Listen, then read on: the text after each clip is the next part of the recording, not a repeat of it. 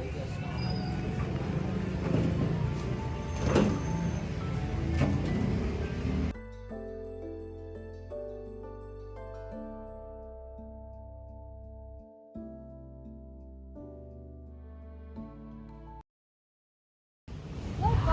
bang iyong pangalan? Rebo nga pala. Eto po. Ilang taon na po kayo? 20. Kaano na po kayo katagal ng trabaho? Mahigit 4 na buwan. Pinili niyo po ba ang inyong sitwasyon ngayon na walang trabaho? Hindi no. Aksidente lang. Kumbaga, nahuminto lang po sa trabaho. Kumbaga, napapay. Bakit hindi po kayo makahanap ng trabaho? Sa ngayon may pinagkaabalahan po kasi ako. Kumbaga, may gagawin po ako sa mga papeles. Pwede po ba matanong kung ano yung mga papeles? Passport. Kasi balak ko rin kasi mag-abroad. Kasi hindi rin na matiis na mga pagtrabaho din sa Pinas. Sino bang tumutulong sa mga gastusin ngayon? Siyempre magulang ko dun. Nangihirin po ako ng tulong. Kung wala talaga ako. Kumbaga, nangihipan na ako ng support sa akin. Ay, pinagkikitaan po ba kayo ngayon? Sa ngayon, meron din pero pakonti-konti lang. Hindi gano'ng kalaki, hindi gano'ng kaliit. Sakto lang. Pwede po matanong kung ano yung mga Nagbabantay ako ng tindahan. Naging vendor din ako. Tumutulong din ako ng balot ng mga gulay.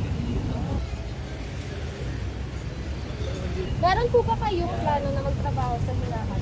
Siguro po pag nangailangan na po ako ng financial, papasok ulit ako sa trabaho. Ano po yung mga sa isip mo pwede nyo pasukan sa trabaho? Sa ngayon naman kasi, madalas pong pinagkabala ng tao ngayon is call center. Kumbaga, bala ko rin susubukan. Ano-ano po ang iyong natutunan na tumatak sa isip sa mga nakaraang taon na kayo'y walang trabaho? Siguro mahirap talaga. Talagang wala kang pagkakitaan, wala kang paghuhugutan ng pera. So sobrang mahirap talaga na wala kang pagkakitaan talaga. Lalo na pag umaasa ka lagi sa mga magulang. Yun lang naman. Ano naman yun? Ano po sa tingin nyo ang pwedeng makatulong sa inyong sitwasyon ngayon? Siguro ang makakatulong sa sitwasyon ko ngayon, makikisama lang din sa mga tao na sa paligid mo ngayon. Kung baga iniisip ko na wala kang inapakan, kahit ganito lang yung sitwasyon ko, hindi ako napapasama. Thank you po.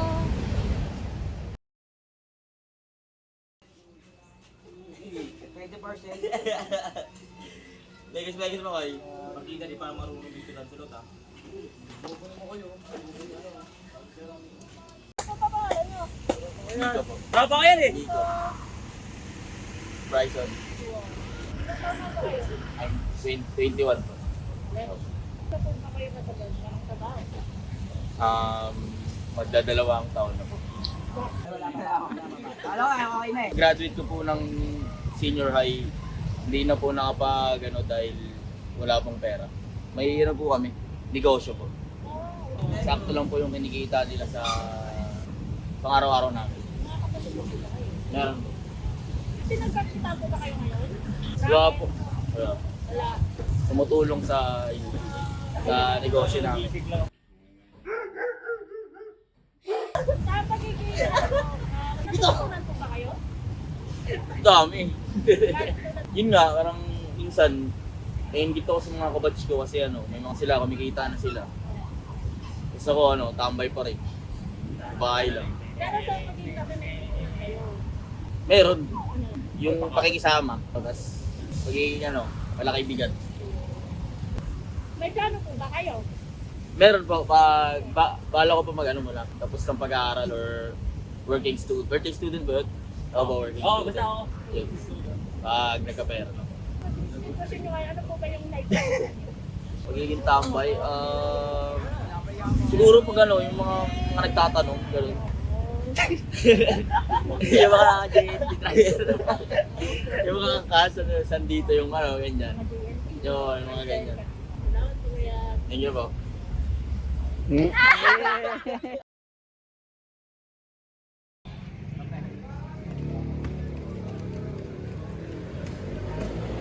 Ako nga po pala si Jun, kuya. Ano po ang pangalan niya? Ako nga po pala si Numitsuki Anthony Santos. Ilang taon na po kayo? Ako po ay 17 years old. Gano'n na po kayo katagal na wala pong trabaho? Siguro mga 5 months na rin po ako din nagtatrabaho. Ano po yung ginagawa niyo sa mga nagdaang buwan na yun? Dito lang ako sa lugar namin, tapos gumagawa din ako sa mga gawaing bahay.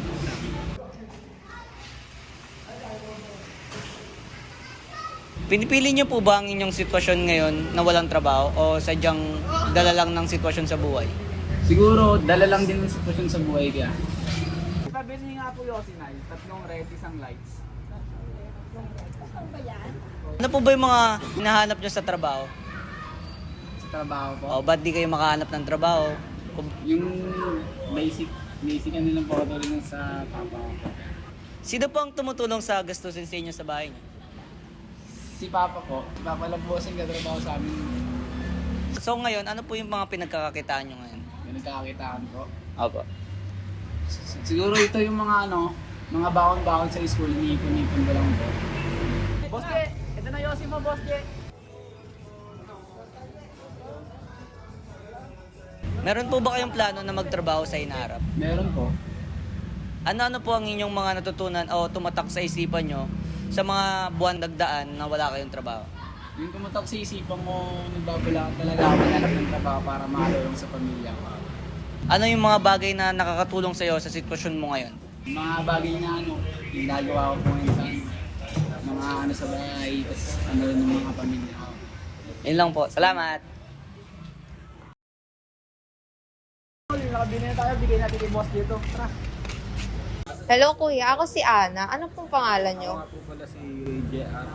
Ilang taon na po kayo? 20 person. Gaano na po kayo katagal walang trabaho? Almost siguro 6 months. Pinili nyo po ba ang inyong sitwasyon ngayon na walang trabaho? Hindi naman. Siguro dahil sa expectation na rin ng mga gusto namin pasukan ng trabaho. Hindi kami matanggap. Okay po. Bakit hindi po kayo makahanap ng trabaho? Hinahanap ko po kasi yung mga trabaho na bagay din sa mga experience na napasukan ko. Kaya hindi ako masyadong matanggap sa trabaho. Sino naman po ang tumutulong sa mga gastusin nyo? Wala po eh. Ako lang din po. Pag may mga sideline kami na nag-install kami ng CCTV. Pre, mamaya pala may laro tayo. Basketball pre, laro kayo ha. Pre, anong oras yan? 6 to 8. Ikaw lalaro ka ha. Laro tayo. Sige ako nang bahala sa'yo. Gaya po ng yung mga pinagkakakitaan ninyo. Ngayon po, mag-install kami ng CCTV sa isang araw po. 1,000 po binabayad sa amin. Kada isang namin pasok namin. Meron po ba kayong plano maghanap ng permanenteng trabaho sa hinaharap? Meron naman, kaso depende rin kasi sa mga company na papasukan namin kung talagang tatagal ba kami sa trabaho o hindi. Kasi minsan kasi kahit konting bagay lang, hindi na agad kami na kinukuha. Ano naman po ang inyong natutunan na tumatak sa isipan sa mga nakaraang taon na kayo walang trabaho? Siguro, huwag umasa sa iba para kumita, magkaroon ng pera, makapaghanap ng trabaho na hindi umasa kung kani-kani. Trabaho, kailangan pahalagahan mo. Okay po. Ano naman po sa tingin ninyo ang pwedeng makatulong sa inyong sitwasyon ngayon? Siguro, pwedeng makatulong sa amin ng mga tambay. Maraming opportunity na trabaho na pwede namin pasukan. Tapos hindi mataas yung standard nila kapag sumukat sila ng trabaho. Okay, yun lang po. Maraming salamat.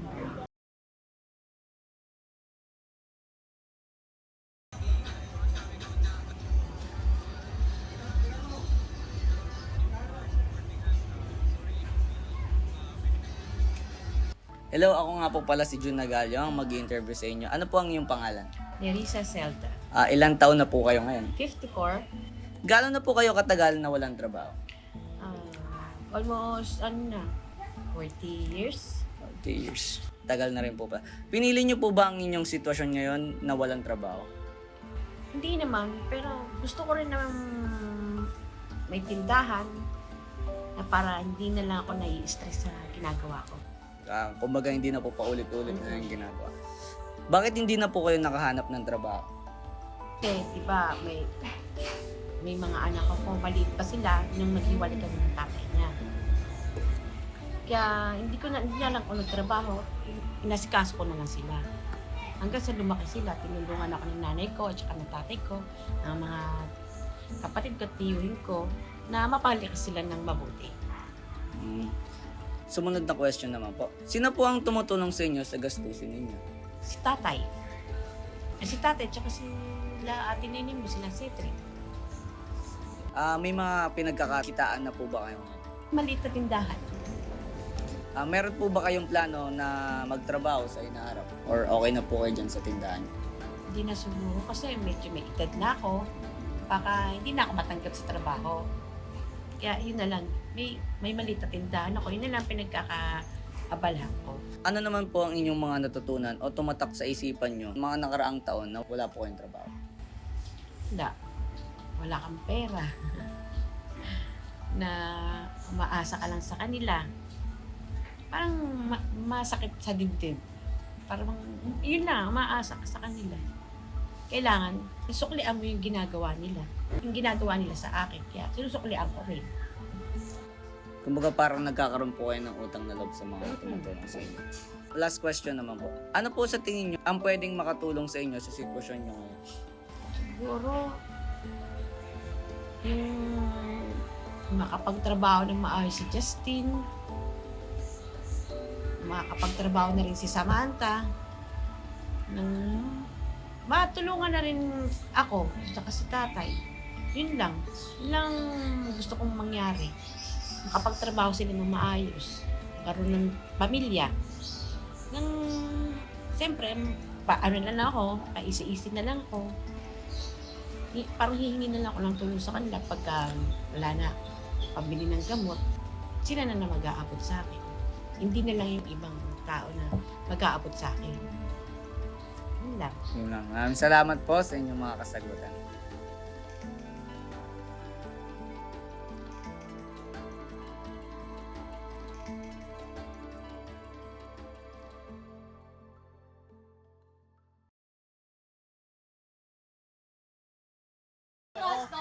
Mag-comment na lang siya. Okay. Pwede yan, parang, bali ang aayain mo ng West Boy. Kasi yung pag-PR dito ba ito? Ano yan, Jeep? Oo, jeep na yun. Gusto ko daw sa Makati. Ha?